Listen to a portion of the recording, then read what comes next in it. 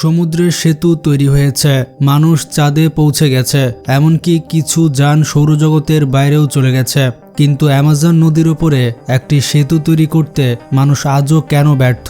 এই প্রশ্ন অনেকের মনে আসে। বন্ধুরা, ছবিতে যে নদীটি আপনি দেখছেন সেটি অ্যামাজন জঙ্গলের মধ্য দিয়ে প্রবাহিত হয়েছে। এই জঙ্গলটি পৃথিবীর সবচেয়ে বড় এবং সবচেয়ে ভয়ঙ্কর জঙ্গল হিসেবে পরিচিত।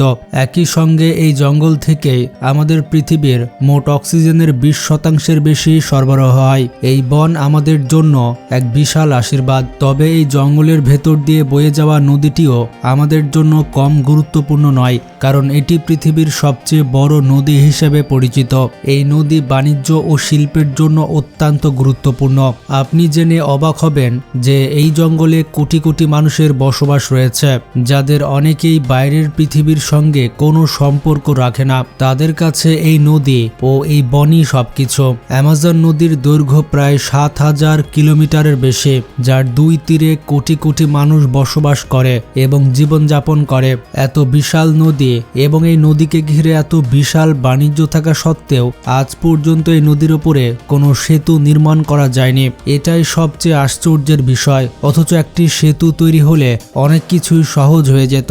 এই নদীর প্রস্থ গড়ে প্রায় 100 কিলোমিটার, তবে বর্ষাকালে এর প্রস্থ 150 কিলোমিটারের বেশি হয়ে যায়, যার ফলে আশেপাশের বিস্তীর্ণ জঙ্গল ডুবে যায়। এর পাশাপাশি এই নদীতে এমন কিছু প্রাণীও পাওয়া যায় যাদের দেখলে মনে হয় যেন তারা এই পৃথিবীরই নয়, বা বলা যায় আমরা আজ পর্যন্ত তাদের অনেককেই দেখিনি। তাহলে কি এই কারণে আজও এই নদীর উপরে সেতু তৈরি করা যায়নি, নাকি এর পেছনে রয়েছে অন্য কোনো কারণ? আজকের ভিডিওতে তারই উত্তর জানতে পারবেন। তবে সেতুর বিষয়ে জানার আগে এই নদীর ভৌগোলিক গঠন ও সৃষ্টি সম্পর্কে জানা খুবই জরুরি। তাহলেই আপনি এর রহস্য বুঝতে পারবেন। বন্ধুরা, পৃথিবীর সবচেয়ে বড় নদী হিসেবে সাধারণত নীল নদকেই ধরা হয়, যার দৈর্ঘ্য 6650 কিলোমিটার, আর অ্যামাজন নদীর দৈর্ঘ্য হচ্ছে 6400 কিলোমিটার। কিন্তু নতুন গবেষণা অনুযায়ী অ্যামাজন নদীর দৈর্ঘ্য 7000 কিলোমিটার পর্যন্ত হতে পারে।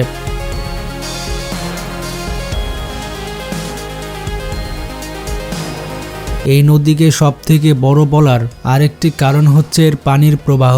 অ্যামাজন নদীতে পানির প্রবাহ নীল নদের তুলনায় প্রায় 20 গুণ বেশি, যেখানে নীল নদীতে প্রতি সেকেন্ডে প্রায় 11300 কিউবিক মিটার পানি প্রবাহিত হয়, সেখানে অ্যামাজন নদীতে প্রায় 29000 কিউবিক মিটার পানি প্রবাহিত হয়ে থাকে প্রতি সেকেন্ডে। এখন আপনি নিজেই কল্পনা করতে পারেন এই নদীতে পানির পরিমাণ কত বিশাল। এই নদীকে অত্যন্ত প্রাচীন বলা হলেও অ্যামাজন জঙ্গল সৃষ্টির পরপরই এর গঠন শুরু হয়। প্রায় 55 মিলিয়ন বছর আগে অ্যামাজন জঙ্গলের সৃষ্টি হয়। এর আগে প্রায় 32 মিলিয়ন বছর পর্যন্ত এই অঞ্চল নদীহীন ছিল। ছবিতে যে পাহাড়টি আপনি দেখছেন সেটি পৃথিবীর সবচেয়ে দীর্ঘ পর্বতশ্রেণী। এই পর্বতশ্রেণীর দৈর্ঘ্য প্রায় 7000 কিলোমিটার এবং প্রস্থ প্রায় 500 কিলোমিটার। এই পর্বতশ্রেণীর নাম অ্যান্ডিজ, যা দক্ষিণ আমেরিকায় অবস্থিত। এটি দক্ষিণ আমেরিকার পশ্চিম উপকূল থেকে শুরু হয়ে Colombia, Venezuela, Ecuador, Peru, Bolivia, Chile ও আর্জেন্টিনা পর্যন্ত বিস্তৃত। এই পর্বতশ্রেণী থেকেই প্রায় 2,30,00,000 বছর আগে একটি নদীর সৃষ্টি হয়, যা খুবই দ্রুত অ্যামাজন জঙ্গলের দিকে এগিয়ে যায়। অ্যামাজন জঙ্গল তার প্রান্তের তুলনায় মাঝখানে তুলনামূলকভাবে কম উঁচু ছিল, তাই এই পানির প্রবাহ মাঝখান দিয়ে বয়ে গিয়ে একটি বিশাল নদীর সৃষ্টি করে, যার নাম দেওয়া হয় অ্যামাজন রিভার। নামমাত্র একটি নদী হলেও এর সঙ্গে যুক্ত হয়ে প্রায় 11,000 ছোট বড় নদী প্রবাহিত হয়।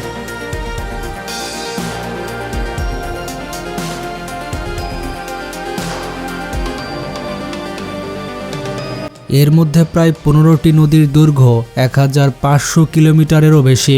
জঙ্গলের মাঝখান দিয়ে প্রবাহিত এই নদী পেরু থেকে শুরু হয়ে মোট 9টি দেশের মধ্য দিয়ে প্রবাহিত হয়ে শেষ পর্যন্ত আটলান্টিক মহাসাগরে মিলিত হয়েছে, যেখানে অ্যামাজন জঙ্গল পুরো পৃথিবীর মোট অক্সিজেনের প্রায় 20% সরবরাহ করে। সেখানে এই নদী একাই পৃথিবীর মোট মিঠা পানির প্রায় 20% যোগান দেয়।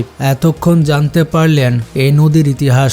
এবার আসি আসল প্রসঙ্গে। বন্ধুরা, ভিডিওতে আপনারা দেখেছেন যে এই নদী 9টি দেশের মধ্য দিয়ে প্রবাহিত হয়েছে এবং এর দুই তীরে কোটি কোটি মানুষ বসবাস করে। তাদের যাতায়াতের একমাত্র ভরসা নৌকা। এত কিছুর পরও এই নদীর ওপরে সেতু নির্মাণ করা সম্ভব হয়নি। কিন্তু বিষয়টি এমন নয় যে আধুনিক প্রযুক্তির অভাবে এখানে সেতু তৈরি করা যায় না, বরং এর পেছনে রয়েছে ভিন্ন কারণ।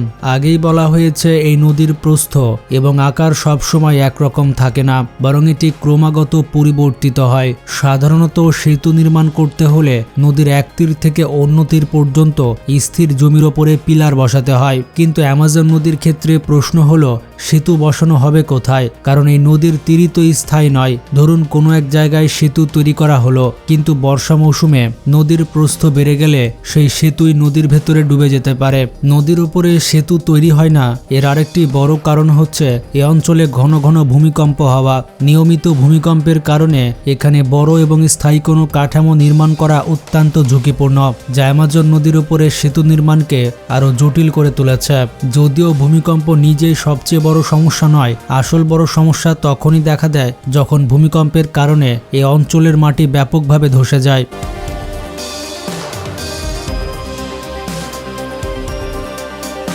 কারণ এখানকার মাটি খুবই কাদামাটির মতো নরম এবং জলাভূমির সদৃশ, যার ফলে সেতুর পিলার স্থায়ীভাবে টিকে থাকা অত্যন্ত কঠিন হয়ে পড়ে।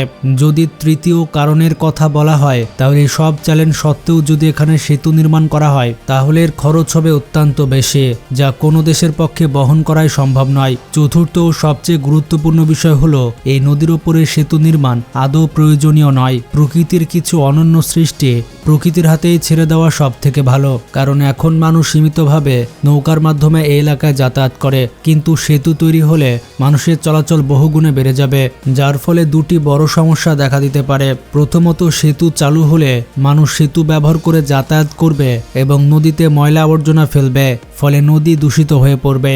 এতে করে জঙ্গলে বসবাসকারী মানুষগুলো বিশুদ্ধ পানির সুবিধা থেকে বঞ্চিত হবে, কারণ তাদের কাছে না আছে ঘরবাড়ি, না আছে পর্যাপ্ত চিকিৎসা ব্যবস্থা।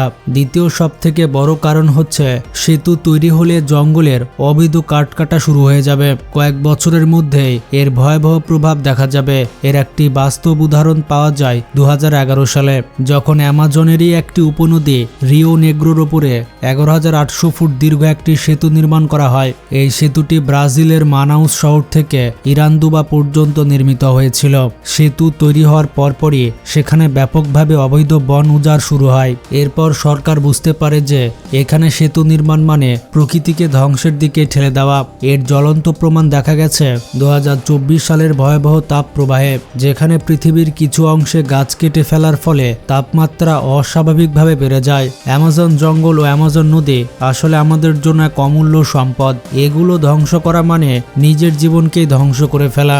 আপনি হয়তো এতক্ষণে বুঝতে পেরেছেন অ্যামাজন নদীর উপরে সেতু না হওয়ার কারণ প্রযুক্তির অভাব নয়, বরং এটি আমাদের এক ধরনের বাধ্যবাধকতা। পৃথিবীর অনেক প্রাণী আজ বিলুপ্তির পথে, কিন্তু অ্যামাজন জঙ্গলে এখন এমন বহু প্রাণী আছে যাদের হয়তো আমাদের ভবিষ্যৎ প্রজন্ম নিজের চোখে দেখতে পারবে।